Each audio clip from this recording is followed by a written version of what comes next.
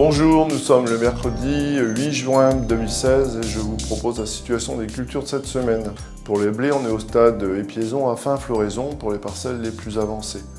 Au niveau des maladies, c'est toujours la septoriose et la rouille jaune qui sont les plus fréquents, et notamment en variétés sensibles, experts, trapèze par exemple, ou sur les parcelles en fin de protection.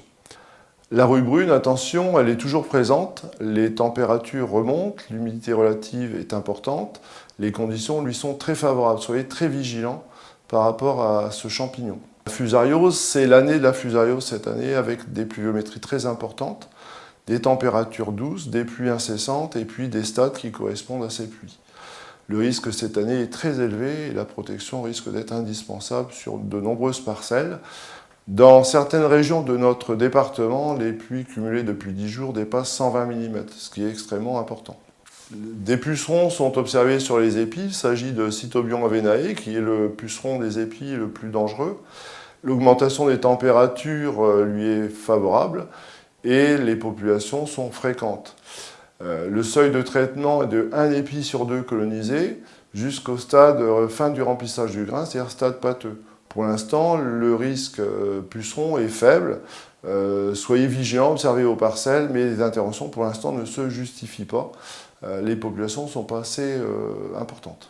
Cécidomie, on en reparle beaucoup en 2016. Je vous rappelle que la cécidomie, pour pouvoir pondre sur les épis, a besoin de température douce et d'un vent faible, voire absence de vent total. Aujourd'hui, sur les cuvettes, on capture quelques insectes qui volent. On observe aussi quelques insectes en position de pond. Je vous rappelle que le seuil d'intervention est de 10 captures par 24 heures dans les cuvettes jaunes ou l'observation d'adultes en position de ponte sur les épis. On observe aussi sur les blés et sur les orges de printemps des lémas qui ne présentent aucun risque pour la culture. Au niveau des orges de printemps, on est au stade sortie des barbes, voire épiaison, ce qui marque la fin des applications de régulateurs de croissance. L'helminthosporiose et l'oïdium sont présents, souvent ensemble sur les feuilles supérieures. Le seuil de traitement est lorsque la troisième feuille commence à être tachée par une de ces deux maladies.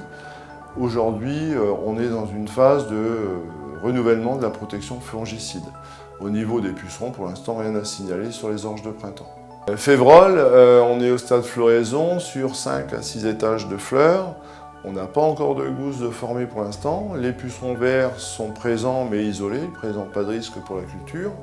Les bruches sont beaucoup plus mobiles que la semaine dernière parce que les températures ont augmenté. Le risque bruche commencera lorsque les premières gousses seront formées. Donc pour l'instant, on n'est pas dans cette période-là. Pucerons noirs, on a déjà observé quelques colonies, quelques manchons de pucerons noirs sur des parcelles. Je vous rappelle que le seuil d'intervention sur le puceron noir est lorsqu'on atteint des manchons de plus de 1 cm sur 10% des plantes. Donc on est loin de ce seuil-là aujourd'hui. Le botrytis et l'anthracnose sont également observés sur les parcelles de févrole. Ces deux champignons ne présentent pas de risque pour cette culture. Ils peuvent représenter un danger par contre pour les cultures d'hiver.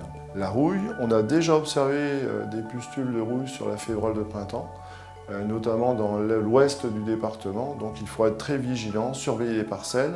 Je vous rappelle que la rouille est une maladie épidémique, dangereuse pour la févrole. Dès qu'elle est observée dans les parcelles, une intervention est absolument indispensable. Donc on va rester vigilant sur cette maladie et puis confirmer son développement si c'est le cas. Les pois de printemps, ils sont en floraison avec des premières gousses qui sont déjà formées.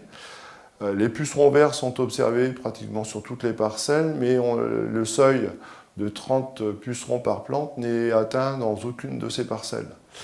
Les tordeuses sont piégées depuis une semaine. Pour l'instant, les vols sont peu importants. On a observé au maximum 20 insectes par piège, alors que le seuil est de 400. Donc pour l'instant, on suit les captures et puis on vous informera au fur et à mesure de cette évolution.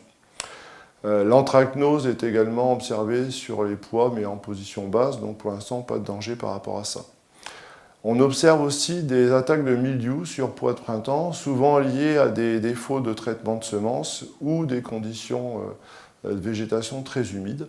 Il n'y a pas d'intervention possible sur ce champignon et on ne connaît pas franchement de risque important ou de dégâts importants du mildiou sur les pois à ce stade-là. Des bactérioses sont également observées, hein. Il s'agit de taches brunes un peu grasses. Pareil, on ne peut rien faire contre ce symptôme qui normalement devrait s'arrêter avec l'augmentation des températures et le temps sec.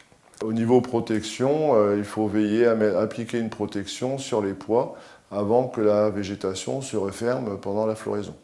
Maïs, on est au stade 7 feuilles, voire 8 feuilles pour les parcelles les plus avancées. Les limaces sont toujours présentes et on observe toujours des dégâts, soyez très vigilants par rapport à ça. Les pucerons sont très fréquents, on observe les 3 espèces sur le maïs actuellement, mais rien ne justifie une intervention pour l'instant. Pour toutes les cultures, que ce soit les pois, les févroles, soyez très vigilants par rapport aux interventions insecticides. Les parcelles sont couvertes par les pollinisateurs, beaucoup d'abeilles, de bourdons et puis d'abeilles sauvages. Pour les blés, les pois, les févroles, les maïs, on a beaucoup d'auxiliaires et en particulier beaucoup de coccinelles, donc ça doit être aussi pris en compte. La régulation naturelle peut très bien jouer son rôle et finalement faire descendre les populations de pucerons en dessous de seuil, voire les faire disparaître complètement ces populations. Je vous souhaite une bonne semaine et à la semaine prochaine.